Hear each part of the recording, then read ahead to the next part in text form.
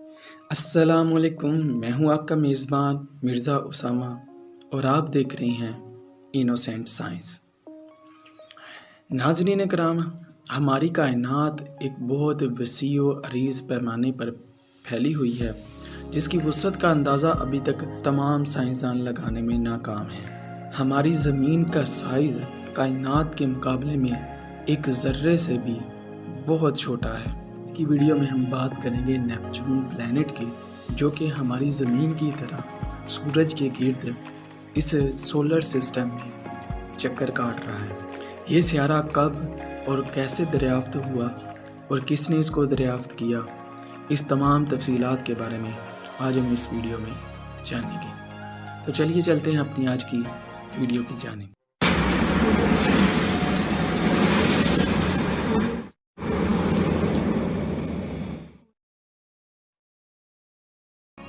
21 सितंबर 2022 को James Webb telescope से ली गई नेपच्यून सियारे की एक नहायत खूबसूरत तस्वीर नासा की वेबसाइट पर रिलीज़ की गई, जिसमें इसके 7 खूबसूरत चांद और इसके गिर्द सेचुर की तरह रिंग्स वाज़ह तौर पर देखे जा सकते हैं।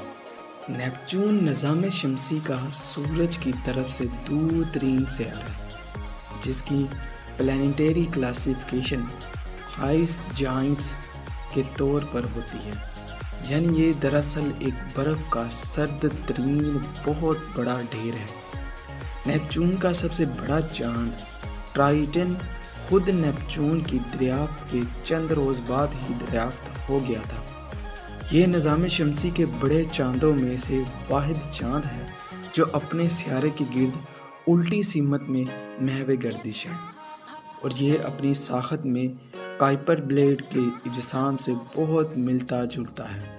इसलिए गालिबन ख्याल यही है कि नेपच्यून की ग्रेविटी ने करोड़ों साल पहले पास से गुजरता हुआ काइपर ब्लेड का ये मेंबर दबोच लिया, जो गालिबन पहले ही उल्टी सिमत में जा रहा था। ट्राइटन का मदार मसलसल घटता जा रहा है और एक अंदाजे के मुताबिक ये 3.5 बिलियन साल में नेपच्यून की रविश हदूद, वो हद जिससे आगे जाकर इजसाम ग्रेविटी की वजह से टूट फूट जाते हैं, को क्रॉस कर जाएगा और टूट फूट कर इसके रिंग्स को और गाढ़ा कर देगा। नेपच्यून की दरियाफ्त बहुत हैरत अंगेज़ और इंसानी सोच और काविश की फतह की एक कहानी समझी जाती है। साइंस में हमेशा नए नज़रियात और दरियाफ्तों को मुख्तलिफ तरीक़ों से परखा जाता है और उनको झुटलाने की कोशिश जारी रहती है। मुसलसल इसी दौरान नए शवाहिद सामने आते हैं, फिर इन शवाहिद से उभरने वाले नकूश को नज़रियात के आईने में देखा जाता है। अगर इनमें कोई फ़र्क हो तो फिर असल काम शुरू होता है और कोशिश की जाती है कि किसी तरह इस फ़र्क की वजाहत की जा सके, और इसी बेरहम इंसानी जज्बात से आरी पुर असरार से नेपच्यून की दरियाफ्त हुई, जिसने साइंस और ख़ास तौर पर न्यूट्रिनो मैकेनिक्स का लोहा ज़माने में मनवा दिया। नेपच्यून की दरियाफ्त की कहानी असल में सियारा यूरेनस की दरियाफ्त से शुरू होती है, और जब 1781 में यूरेनस दरियाफ्त हो चुका तो अब लंबी लंबी दूरबीनों पर माहिरीन फ़ल्कियात ने रातों को जाग जाग कर यूरेनस के मदार को समझना शुरू किया और देखना शुरू किया। यूरेनस अपनी दरियाफ्त से लेकर 1846 तक सूरज के गिर्द करीब करीब अपना एक ऑर्बिट मुकम्मल कर चुका था। इस वजह से माहिरीन यूरेनस के मदार को खासी सेहत के साथ जानते थे।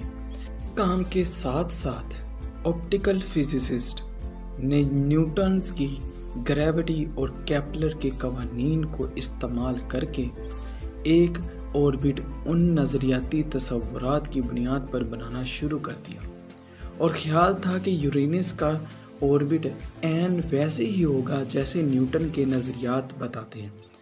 लेकिन इसमें एक मसला था जिसको नज़रअंदाज नहीं किया जा सकता था। वो मसला ये था कि उन साहिबे इल्म व हुनर के हिसाब किताब के मुताबिक जो यूरेनस का ऑर्बिट इन्होंने बनाया वो मुशाहिदा करदा ऑर्बिट से कदरे फ़र्क रखता था। یعنی بعض مقامات پر جہاں نیوٹن کے نظریات کے مطابق یورینس کو ہونا چاہیے تھا، یہ اس سے پیچھے ہوتا تھا، اور بعض مقامات پر یہ پیشن گوئی کردہ اوربٹ کے مقام سے کچھ آگے ہوتا تھا، اور یہ فرق اس قدر زیادہ تھا کہ اس کو کسی طرح بھی نظر انداز نہیں کیا جا سکتا تھا۔ اس مسئلے کا اب حل کیا ہے؟ اب صاحب عقل سر جوڑ کے بیٹھ گئے اور لگے نئی نئی طویلات گھڑنے۔ بعضوں کا خیال تھا کہ ہو نہ ہو نیوٹن کے گریوٹی کا قانون نظام شمسی میں ہر جگہ پر یکساں طور پر اپلائی نہیں ہوتا اور ان فاصلوں پر گریوٹی کا فارمولا بدل جاتا ہے، لیکن اس سے آگے جو کہانی شروع ہوتی ہے وہ بہت ہی پرکشش اور دلچسپ بھی ہے۔ اچھا، یہ جھانسا سائنس میں عموماً ہوتا رہتا ہے اور ابھی بھی ہوتا ہے۔ ایسے ہی مشاہدات کی وجہ سے ہم نے کبھی پلوٹو کو سیارہ بنا دیا تھا، اور ایک زمانے میں تو مرکری کے اوربٹ کی وضاحت کے لیے لوگوں نے اس پیٹرن کی پیروی کرتے ہوئے ولکن نام کے ایک سیارے کی پیشن گوئی بھی کر دی، جو کہ سورج کی دوسری طرف ہوتا اور مرکری کے مدار پر یوں اثر انداز ہوتا کہ ہم جو مشاہدہ کرتے اس کی وضاحت ہو جاتی۔ لیکن امر واقعہ یہ ہے کہ ایسا کوئی سیارہ سوائے اسٹار ٹریک کے تصوراتی ٹی وی سکرینز کے کبھی ملا نہیں۔ بہت حد تک یہی پیٹرن ہم نے ڈارک میٹر کے سلسلے میں بھی اختیار کیا کہ ہو نہ ہو کوئی غیر مرئی مادہ ایسا ضرور ہوگا جو روشنی کو جذب نہیں کرتا لیکن گریوٹی کی فورس رکھتا ہے۔ کچھ لوگ تو اس کو ایک قدم اور دور لے گئے اور مونڈس کے نام سے گریوٹی کے قوانین میں ایسی تبدیلیاں کر دیں کہ وہ مشاہدہ کردہ تمام مظاہر کی وضاحت کر دیں۔ بہت عرصہ قبل یونانی فلاسفر کا یہ یقین تھا کہ اجرام فلکی ایک ایسے مواد سے بنے ہیں جو زمین سے مختلف ہے، اور یہ اعلیٰ ترین جیومیٹری کی شکل دائرے میں حرکت کرتے ہیں، لیکن جب مشاہدہ اس کے خلاف ہوتا ہے تو یہ اس دائرے پر ایک اور دائرہ بنا کے اس مشاہدے کی وضاحت کر دیتے ہیں۔ مجھے کبھی کبھی لگتا ہے کہ سائنس میں ہم ایسے ہی دائروں پر دائرہ بناتے رہتے ہیں، اور غالباً کسی حد تک یہ ناگزیر بھی ہے، لیکن کیونکہ سائنس میں ہر چیز کو ہم نے مشاہدے اور تجربے کی بنیاد پر پرکھنا ہوتا ہے، اس لیے جو بھی مفروضے آپ قائم کریں گے اس کا مشاہدہ اور تجربات سے ثابت ہونا ضروری ہے۔ بہرحال ہم اپنے اصل موضوع کی طرف لوٹ آتے ہیں۔ جان ایڈم کاوچ ایک برطانوی سائنسدان تھا۔ ان کا خیال تھا کہ وہ نیوٹن کے گریوٹی کے قانون اور یورینس کے اوربٹ کے معلوم ڈیٹے سے ایک ایسے نامعلوم سیارے کا ماس ماپ سکتا ہے جو یورینس کے اوربٹ کو بگاڑ رہا ہے۔ اس نے کچھ عرصہ لگا کر یہ حساب کتاب کیا اور بعد ازاں برطانوی رائل رصدگاہ کو ایک خط لکھا کہ فلانی رات کو اس وقت آسمان میں فلانی جگہ پر مشاہدہ کرے، وہاں ایک نیا سیارہ ظاہر ہوگا جو یورینس کے اوربٹ میں بگاڑ کی وضاحت کرتا ہے۔ یہ بات ہے کوئی لگ بھگ ستمبر 1845 کی۔ اب اس پر برطانوی رصدگاہ نے تکبرانہ اس کو جھٹلا دیا۔ یہ ایک ماہر ریاضی دان ہمیں کیا بتائے گا کہ ایک نیا سیارہ آیا ہے، اور یوں یہ مشاہدہ نہ کیا گیا، اور اس رصدگاہ نے نئے سیارے کو دریافت کرنے کا سنہری موقع گنوا دیا۔ تقریباً انہی دنوں یعنی نومبر 1845 میں فرانس کے ایک سائنسدان اربن لویزیز نے بھی قریب یہی نتیجہ اخذ کیا، اور جون 1846 میں اس نے بھی ایک اور سیارے کے موجود ہونے کا امکان کا اظہار کیا اور اس کا اوربٹ بھی معلوم کیا، اور اس کی پیشن گوئی بھی کی کہ 24 ستمبر 1846 کی رات کو آسمان پر فلاں جگہ پر نظر آئے گا، اور اس مشاہدے کی درخواست جرمنی کے نیو برلن رصدگاہ کو بھیجی، جنہوں نے فوراً اس پر عمل درآمد کا سوچا، اور یوں ہوا کہ بتائی گئی رات عین اسی جگہ تھوڑے سے فرق پر ایک سیارہ نظر بھی آ گیا، جس کو پھر اوربٹ سمجھا گیا۔ ماس ماپا گیا تو معلوم ہوا یہ عین وہ ماس ہے جو یورینس کے مدار میں معلوم بگاڑ کی وضاحت کرتا ہے۔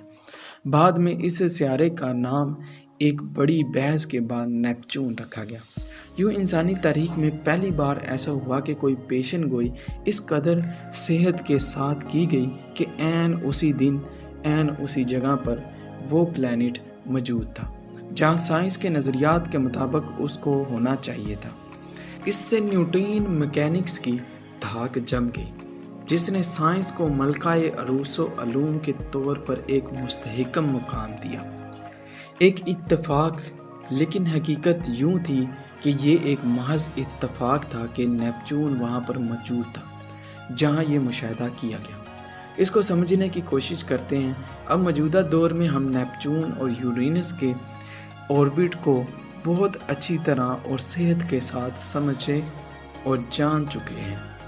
اگر ہم دوسرے اجسام جوپیٹر اور سیٹرن کے اثرات کو نظر انداز کر دیں اور یورینس کے اوربٹ میں بگاڑ کی وضاحت کے لیے ایک اور پلانٹ کے اوربٹ کو ماپیں تو یہ اوربٹ اصل اوربٹ سے خاصا مختلف ہوتا ہے، لیکن یہ دونوں اوربٹ صرف تھوڑے سے مقام پر اصل مشاہدہ کردہ اوربٹ کے ساتھ 1 ڈگری کے فرق سے ہوتے ہیں۔ اور ستمبر اکتوبر 1846 میں خوش قسمتی سے نیپچون اپنے اوربٹ میں اس مقام پر تھا جہاں سے یہ پیشن گوئی کردہ اوربٹ سے صرف 1 ڈگری کے فرق سے گزرتا تھا۔ اگر یہی پیشن گوئی چند سال بعد کی جاتی تو نیپچون اس پیشن گوئی کردہ اوربٹ سے اس قدر دور ہوتا کہ ہم کبھی بھی اس کو پلانٹ نہ سمجھتے اور اس کی دریافت میں مزید دیر ہو جاتی۔